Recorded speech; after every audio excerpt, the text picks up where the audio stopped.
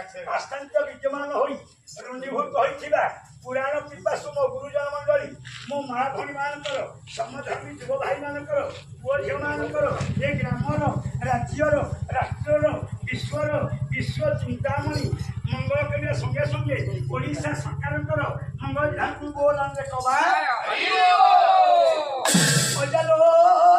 आमे प्रचार और प्रसार करिबा कौन पुओ गोटाए पद मने पड़ जाए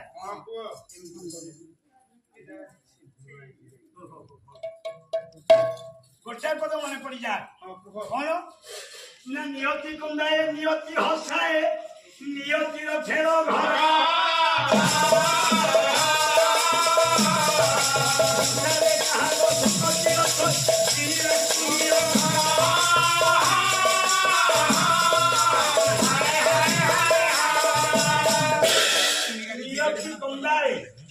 नियति आगे हसाए नियतिर खेल घर ए जगत सब आम जिते ये जानवर हेले ज्ञान पाइले आम सब कहे जी अर्जन कर मोर नहीं आज्ञा ये सब उच्च ये सब तुच्छ केवल सार होची नियतिर गति पथरे समस्ते आम चलुचे आज्ञा नियति तो इच्छा करे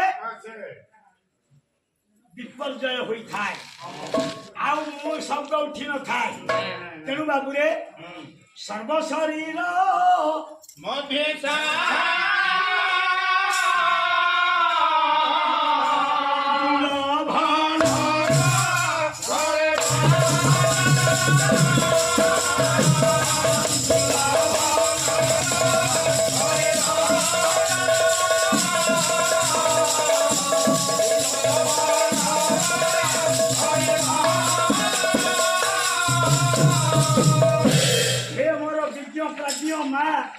आपण मान कौन कहवाई आसी आज्ञा आपण मैंने टे सतर्क हेबे कौन ना ये हेउची वर्षा समय ये वर्षा ऋतु रे आज्ञा ये सर्प माने ये आताजात होती सर्प माने रात्र भ्रमण करती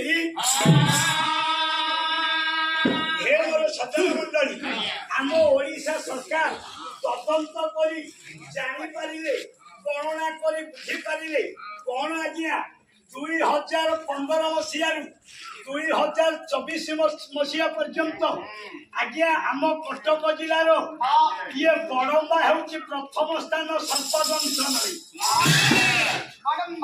ଆମ ଏ ଅଞ୍ଚଳର ନିକଟତର ଅଞ୍ଚଳ ହେଉଛି ବଡମ୍ବା, ଯାହାକୁ ବୃହଦମ୍ବା ବୋଲି କହୁଛେ। ଇଏ ବଡମ୍ବାରେ ଅନେକ ସର୍ପ ଦେଖାଯାନ୍ତି, ଅନେକ ସର୍ପ କାମୁଡ଼ାରେ ମୃତ୍ୟୁବରଣ କରନ୍ତି।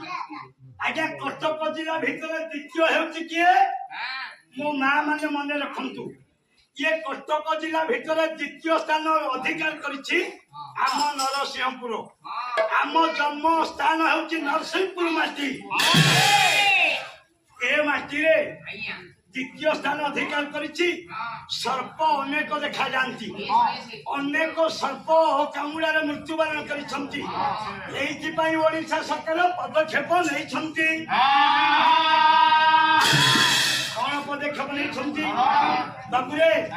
ଆମ ଭାରତରେ ଆଜ୍ଞା 2000 ଜାତିର ସର୍ପ ଦେଖାଯାନ୍ତି। ଆଜ୍ଞା 2000 ଜାତିର ସର୍ପ ଆମ ଭାରତରେ ଦେଖାଯାନ୍ତି। ବାବୁରେ ଇଏ ଭାରତରେ 2000 ସର୍ପ ଜାତି ଦେଖାଯାନ୍ତି। ଆଜ୍ଞା 1600 ହେଉଛନ୍ତି ବିଷ ନଥିବା ସର୍ପ, ଆଉ 400 ହେଉଛନ୍ତି ବିଷଧର ସର୍ପରେ। ଆଜ୍ଞା 400 ସର୍ପ ବିଷ ଧାରଣ କରୁଥାନ୍ତି। ବିଷଧର ସର୍ପ ବୋଲି ଆମ ଓଡ଼ିଶାରେ ଆମେ 4ଟି ସର୍ପକୁ ଚିହ୍ନିବା। ଆଜ୍ଞା 4ଟି ସର୍ପ କିଏ? ସେ ହେଉଛନ୍ତି ବିଷ ନଥିବା ସର୍ପ, ବିଷଧର ସର୍ପ। ଯେତେ ଫଣା ଜାତୀୟ, ଯେତେ କୋଠଉ ଚିହ୍ନ ଅଛି, ଏମାନେ ହେଉଛନ୍ତି ନାଗ ଜାତୀୟ ସର୍ପ। ଦ୍ୱିତୀୟ ହେଲା କିଏ? ନା ଆପଣ ମାନଙ୍କର ଚିତ୍ତି। ଚିତ୍ତି ଭାଇ ହେଉଛି ରଣା, ଏମାନେ ଫଣା ନଥିବା ସର୍ପ। ଇଏ ହେଲେ ଦ୍ୱିତୀୟ ସର୍ପ। ତୃତୀୟ ସର୍ପ କିଏ? ନା ଆଜ୍ଞା ଆଖୁ ବାଡ଼ିରେ ରହିଥାଏ, ସୋୟାବିନ ବଗିଚାରେ ରହିଥାଏ, ଲମ୍ବା ଘାସ ଥିବା ସ୍ଥାନରେ ରହିଥାଏ। ନାମଟା ହେଉଛି ଚନ୍ଦନ ବୋଡ଼ାରେ। ଏ ପୁଅ ନାମ ହେଉଛି ଚନ୍ଦନ ବୋଡ଼ା। ଆଉ ଚତୁର୍ଥ ସର୍ପ କିଏ? ନା ଧୂଳିଆ ବୋଡ଼ା। ଆଜ୍ଞା ଧୂଳିଆ ବୋଡ଼ା, ଚନ୍ଦନ ବୋଡ଼ା ଦେଖିବାକୁ ଚିକଣ। ମୋ ମା ମାନେ ବଳିଆ ଲାଗିବ ଚନ୍ଦନ ବୋଡ଼ା, ଦେଖିବାକୁ ଚିକଣ ଶରୀର, କିନ୍ତୁ ଇଏ କୋଉ ମାଛଟା ଯେମିତି ଖଦଖଦରିଆ ହୋଇଥାଏ, କଣ୍ଟା ଦେହରେ ଥାଏ, ଇଏ ଧୂଳିଆ ବୋଡ଼ାଟା ଠିକ ସେଇଭଳିରେ। ବାବୁରେ ଇଏ 4ଟି ନାଗ, ଏ 4ଟି ସର୍ପ ଆମ ଓଡ଼ିଶାରେ ବେଶୀ ସଂଖ୍ୟାରେ ଦେଖାଯାନ୍ତି। ଆଜ୍ଞା କହିବାର ତାତ୍ପର୍ଯ୍ୟ, ଇଏ ସର୍ପ କାମୁଡ଼ିଲେ ଆମେ ସଚେତ ହେବା। କଣ ସଚେତ ହେବା? ମୋ ମା ମାନେ ଯାହାକୁ ସାପ କାମୁଡ଼ିଲା ବୋଲି ଆପଣ ଜାଣିଲେ, ଆପଣ ଡେରି କରିବେନି, ଆପଣ ଅବହେଳା କରିବେନି। ଅବହେଳା କଲେ ଭେରାଇଟି ବୁଡ଼ିବ।